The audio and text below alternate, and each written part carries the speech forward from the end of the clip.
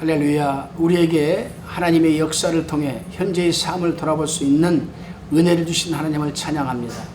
오늘부터는 다니엘서를 요약 강의 큐티로 나누고자 합니다. 우리는 다른 성경도 마찬가지겠지만 특히 다니엘서를 읽으면서 큰 위로와 용기를 얻게 됩니다. 그리고 다니엘서를 통하여 하나님께서는 세상을 지배하시고 당신의 뜻에 따라 세상의 흥망성쇠를 이루어 가시는 분임을 우리가 깨닫게 됩니다. 오늘은 에스겔서 다니엘서 1장 1절로 21절의 말씀을 가지고 다니엘과 그의 세 친구들이라는 주제로 우리가 묵상한 것을 나누어 봅니다. 이스라엘 백성들이 여러분 왜 그렇게 참 포로로 많이 붙들려가고 하나님한테 징계를 많이 받았을까? 그것은 하나님의 말씀 뜻대로 살지를 못하고 불순종하고 오히려 우상을 섬겼기 때문에 그렇지 않았겠습니까? 이 말씀을 항상 염두에 두시고 우리가 다니엘서를 우리가 한번 살펴봅니다. 여러분 이 다니엘서가 기록된 시기는 주전 605년에서 536년경에 바벨론과 바사에서 기록된 것입니다. 바벨론 왕 느부갓네살은 세 차례에 걸쳐서 이스라엘을 침략하였습니다. 제1차로 이스라엘을 침략한 시기가 BC 605년경이었고 이때 유다 왕 여호야김을 자신의 신하로 삼으면서 다니엘을 포함한 그의 세 친구 하나냐, 사드락, 미사일과 같은 유다의 상류층 청년 귀족들을 볼모로 잡아갔습니다. 이 내용이 열왕기하 24장 1절에서 4절에 자세히 기록되어 있습니다.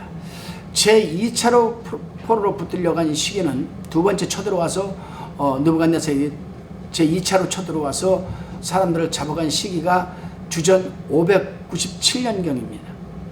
이게 여호야긴 왕 때인데 예루살렘에서 이 고귀한 사람 1만 명을 포로로 잡아갔습니다. 그 중에 에스겔 선지자가 포함되어 있습니다.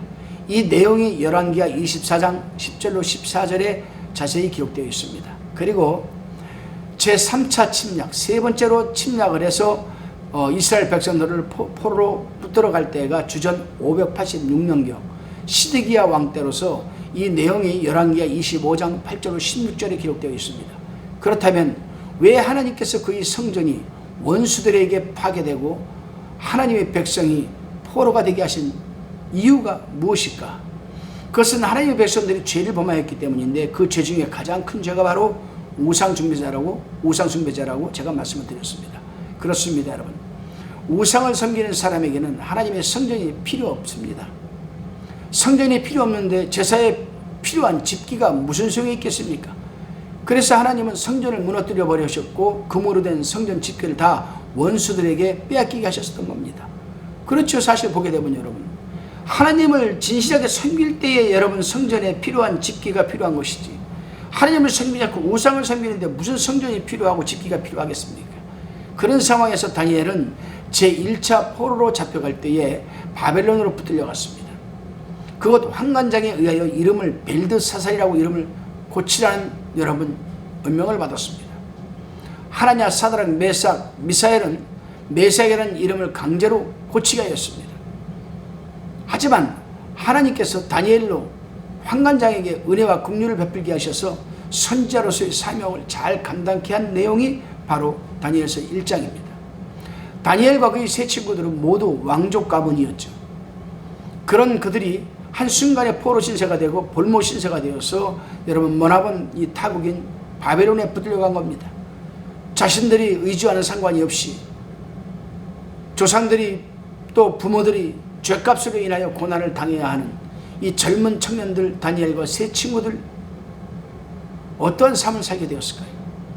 하나님께서는 에레미야 선지자를 통해서 여러 가지 방법으로 예언을 하셨고 경고도 하셨고 유대인들은 듣지를 않았습니다. 결국 에레미야가 예언한 데 그대로 BC 605년에서 586년경 바벨론 왕 느부갓네살이 쳐들어와서 유다 땅을 점령하고 말았던 겁니다. 사실 다니엘과 그의 이 세 친구들은 당시 유다의 이 미래적 인재들이었습니다. 앞으로 이 유다, 이 예루살렘을 이끌어갈 그런 여러분 귀족이었단 말입니다. 미래의 나라를 이끌어갈 죄목들이었습니다. 이 젊은이들은 신체도 건강하지만 외모도 준수했고 교육도 잘 받아서 아주 지혜롭고 영적으로도 여호와께 하나님께 충성과 헌신을 다했던 젊은 인재들이었습니다. 그러나 이들이 바벨론으로 끌려와서 느부갓네살 앞에 이르자 어려운 시험과 시련이 기다리고 있었습니다. 느부갓네살 왕은 이 젊은이들이 바벨론 사람들이 되기를 원했던 겁니다. 그래서 완벽한 바벨론 사람이 되어서 자신의 옆에서 자신을 위해 충성과 헌신을 하기를 원했던 겁니다. 그렇습니다, 여러분. 오늘날 우리 그리스도인들도 똑같은 시험에 직면하게 됩니다. 사단을 하나님이 아닌 이 세상을 따르게 되기를 원합니다. 사단은 우리 그리스도인들이 하나님께 주신 은사와 재능과 지혜를 하나님이 아닌 세상을 위해서, 이 사단 자신을 위해서 쓰임받기를 원하는 겁니다. 놀라운 사실은 여러분, 하나님께서 당신을 위해서 쓰임받으라고 주신 재능과 재물과 은사와 달란트를 사단 위해서 쓰임받는 사람들이 얼마나 많습니까, 여러분? 얼마나 많은지 몰라요. 자신이 개인과 명예를 위해서 쓰고 있다 하지만 실은 그 표 위에 누가 있습니까? 사단이 있는 것이죠. 이단, 사이비, 기독교 의사 종교의 이 교주들은 다 바로 그런 사람들 아니겠습니까? 그 사람들 밑에서 신앙생활을 영위하고 그 사람들에게 나오는 여러분 이 사단의 메시지를 받는 그 영혼들은 어떠하겠습니까, 여러분? 굉장히 여러분 중요한 부분입니다. 이제 본문 1절로 2절을 읽어봅니다. 1절에 유다왕 여호야김이 위에 있은 지 3년에 바벨론 왕 느부갓네살이 예루살렘에 이르러 그것을 에워쌌더니 2절에 주께서 유다왕 여호야김과 하나님이 전 기구 얼마를 그의 손에 붙이시매 그가 그것을 가지고 신할 땅 자기 신의 묘에 이르러 그 신의 보고에 두었더라. 안타깝게도 이제 다니엘을 포함한 이 세 젊은 청년들의 눈에는 예루살렘에서 종교적인 일들은 찾아볼 수가 없었습니다. 또한 더 이상 그들이 경건한 부모들과 재상들이 영향을 받을 수가 없게 되었습니다. 그러나 이들은 그렇게 자신들의 신앙을 포기할 수는 없었습니다. 그렇습니다. 우리 그리스도인들은 어떠한 환경과 현실 가운데서도 결코 신앙을 포기해서는 안 됩니다. 오히려 더욱 하나님을 신뢰하고 의지할 때에 하나님께서 당신의 지혜로서 극복하게 해주신 것 아니겠습니까? 다시 본문 3절 4절을 봉독해 봅니다. 왕이 환관장 아스부나스에게 명하여 이스라엘 자손 중에서 왕족과 귀족의 몇 사람 4절에 곧 흠이 없고 아름다우며 모든 재주를 통달하며 지식이 구비하며 학문에 익숙하여 왕궁에 모실 만한 소년을 데려오게 하였고 그들에게 갈대아 사람의 학문과 방언을 가르치게 하였고. 이제 다니엘과 그의 세 친구들은 하나님의 지혜는 이제 버려야만 했습니다. 하나님을 알아가는 지식, 하나님께서 채워주는 지식, 지혜, 이거 이제 버려야 할 지금 위기가 찾아왔습니다. 이제부터는 세상의 지혜, 곤모 술수와 바벨론에서 살아가는 지식을 배워야만 했기 때문에 이들을 포로로 잡아온 이 자들이 지혜와 언어를 배워야만 했습니다. 그래서 바벨론 왕은 이들에게 세뇌교육을 시켜서 바벨론이 훌륭한 종으로 세워지기를 원하였던 것입니다. 그렇습니다, 여러분. 다니엘과 그의 세 친구들은 과연 하나님의 말씀을 뒤로하고 인간의 곤모술수와 마키아벨리즘 같은 여러분 삶을 받아들일 수 있을까요? 다니엘은 이 어려운 시험과 고난을 어떻게 극복할 수 있었을까요? 그렇습니다. 아무리 믿음이 좋은 그리스도인이라 할지라도 다니엘과 같은 시험과 고통이 우리에게 다가올 수 있습니다. 그래서 우리에게 필요한 것이 바로 하나님의 말씀입니다. 잠언서 1장 7절로 9절을 보게 되면은 여호와를 경외하는 것이 지식의 근본이오늘 미련한 자는 지혜와 훈계를 멸시하느니라. 내 아들아 내 아비의 훈계를 들으며 내 어미의 법을 떠나지 말라. 이는 내 머리에 아름다운 간이요 내 목에 금사슬이라 하였습니다. 그렇습니다, 여러분. 다니엘의 조상들과 부모들이 하나님의 지혜와 훈계를 멸시하기에 지금의 시험과 고난이 다가온 것 아니겠습니까? 이제 우리는 다니엘이 그러한 어려운 환경 속에서도 하나님을 경외하며 하나님의 지혜를 통하여 머리에 아름다운 관과 목에 금사슬을 거는 모습을 통하여 우리는 교훈을 받아야만 할 겁니다. 다시금 본문 5절을 살펴봅니다. 또 왕이 지정하여 자기의 진미와 자기의 마시는 포도주에서 그들이 날마다 쓸 것을 주어 3년을 기르게 하였으니 이는 그 후에 그들로 왕의 앞에 모셔서게 하려 함이었더라.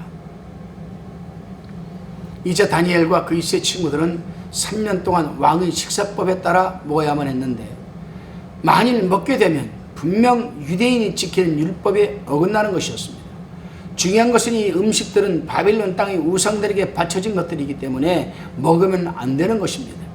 만일 먹게 된다면 다니엘과 그의 세 친구들은 이방인이 신을 인정하게 되는 것이고 하나님을 배반하게 되는 것이었습니다.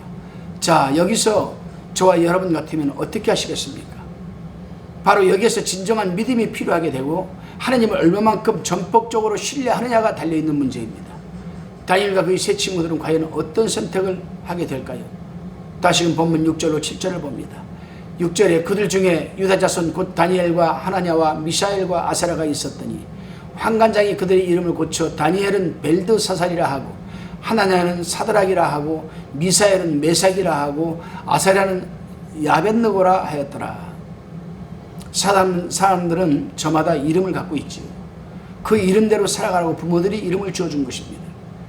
특히나 히브리 사람들은 더욱 그랬습니다. 다니엘과 그의 세 친구들도 마찬가지였습니다.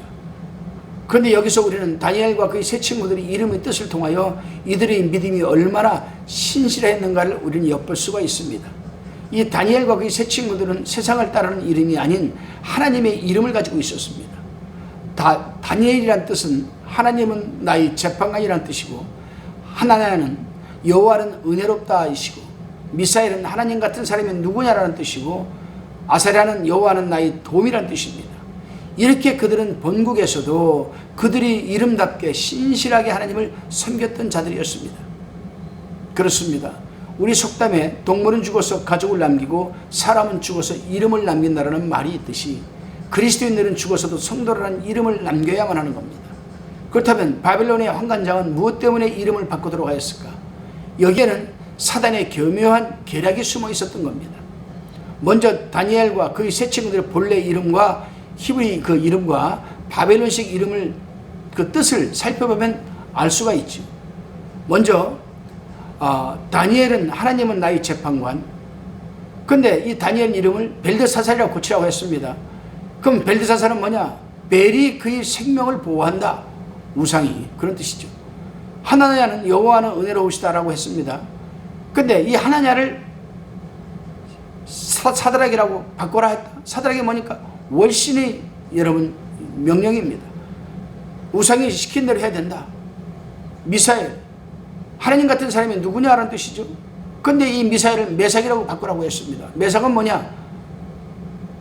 악과 같은 사람이 누구인가? 이런 뜻입니다. 우상, 저들이 성경은 우상과 같은 사람이 누구냐? 그런 뜻이죠. 아사랴는 여호와는 나의 도움이라는 뜻이죠. 근데 아사랴를 아벳느고로 바꾸라고 했습니다. 아벳느고는 뭡니까? 느고의 종이라는 뜻입니다. 느고의 종, 느고도 우상이죠. 우상의 종이 되라 그런 뜻입니다. 이렇게 이름을 바꾸게 한 이 계략, 여기는 사단의 계략이 숨어 있던 것이죠. 그렇습니다, 여러분. 여기 바벨론식 이름은 다 우상의 이름들입니다. 벨드사살은 즉 벨은 바벨론식 신의 이름이고, 사드락은 월신이고, 메삭의 아구라는 우상으로 이방신이고, 아벳느고는 느고 즉 이방신이었습니다. 이렇게 사단은 믿음이 신실한 청년들의 이름을 우상의 이름으로 바꾸어서 철저하게 하나님을 잊게 만들고 대신 우상을 섬기게 하려고 했던 것입니다. 다시금 우리가 본문 8절로 16절까지를 우리가 살펴봅니다. 이제 다니엘과 그의 세 친구들은 목숨을 걸고 여호와 하나님을 배반하지 않기로 결단을 합니다. 아멘. 그렇습니다, 여러분. 바벨론 왕이나 그의 신하들이 다니엘이 가정, 학문, 신앙, 음식을 바꿀 수는 있을지 모르겠으나 그의 신앙은 절대로 여러분 바꿀 수가 없습니다. 다니엘과 그의 세 친구들은 목숨을 내놓고 세상을 거절하고 하나님을 돌아서지 않기로 결단을 합니다. 물론 이들도 오늘날의 그리스도인들과 같이 세상과 타협할 수도 있겠지만은 그들은 그렇게 하지 않았습니다. 그럴 때 이들은 하나님을 신뢰하고 환관장에게 지혜롭게 제안을 합니다. 자신들은 채소와 물로 열흘간 먹겠으니까 열흘 후에 판단해 달라. 이 열흘간 앞으로 3년간 훈련을 받을 걸 생각하면 긴 시간이 아니므로 환관장은 그들의 요구에 동의해 줍니다. 3년 동안 우리에게 왕의 진미를 먹으라고 했는데 우리는 그거 먹지 않겠다. 그 대신 딱 열흘만 우리에게 채소를 줘서 먹게 해라, 물과. 그리고 나서 열흘 후에 다른 사람들과 한번 비교를 해봐라. 그래서 우리가 초췌하고 형편없고 저 사람들보다 다른 사람들보다 안 좋게 보이면은 그때 우리가 순종하겠다. 다니엘의 이러한 죄는 하나님을 전폭적으로 신뢰하지 않고서는 제의할 수 없는 일이죠. 결국 다니엘과 그의 세 친구들이 우상에게 바쳐졌던 고기와 더럽혀지는 음식을 금하고 채소와 물만 마시면서 열흘이 지난 후에 보니까 왕의 식탁에서 먹은 다른 청년들보다도 더 건강하고 준수해 보였던 것입니다. 그렇습니다, 여러분. 세상의 유혹과 압력을 이기려면 흔들리지 않는 믿음과 결단이 필요합니다. 그렇습니다. 하나님을 믿는 그리스도인에게는 부드러우면서도 단호한 결단과 용기가 필요한 것입니다. 다시금 본문 17절로 21절을 살펴봅니다. 드디어 열흘간의 시험이 마쳐지고 이제 기한이 되어서 환관장의 인술 아래 느부갓네살 왕 앞에 서게 되었습니다. 그런데 그 어떤 누구보다도 왕은 이 네 소년에게 칭찬을 하였고 하나님께서는 바빌론이 뛰어난 박수와 술객보다도 이들에게 더 뛰어난 지혜와 총명을 10배나 더하게 하셨습니다. 그렇다면 이 과정에서 다니엘과 그의 세 친구들은 무엇을 깨닫게 되었을까요? 그렇습니다, 여러분. 다니엘과 그의 세 친구들은 우상이 넘치는 그 거룩하지 못한 곳에서 자신들을 하나님의 증인으로 사용하시려는 하나님의 뜻을 이해하고 또한 체험하게 된 것입니다. 이제 왕은 스스로 4명의 히브리 청년들이 그의 가장 훌륭한 고문들보다도 10배는 머리가 뛰어나다는 것을 알게 되었습니다. 그리고 그 후에 다니엘은 고레스 왕 원년까지 75년간 하나님이 행하시는 일의 증인으로서 또 선지자로서 예언자로서의 삶을 살아내게 되었습니다. 기도합니다. 살아계신 하나님, 세상 나라의 흥망성쇠를 주장하시고 세상 역사를 다스려 가시는 분은 오직 살아계신 하나님 한 분뿐임을 고백합니다.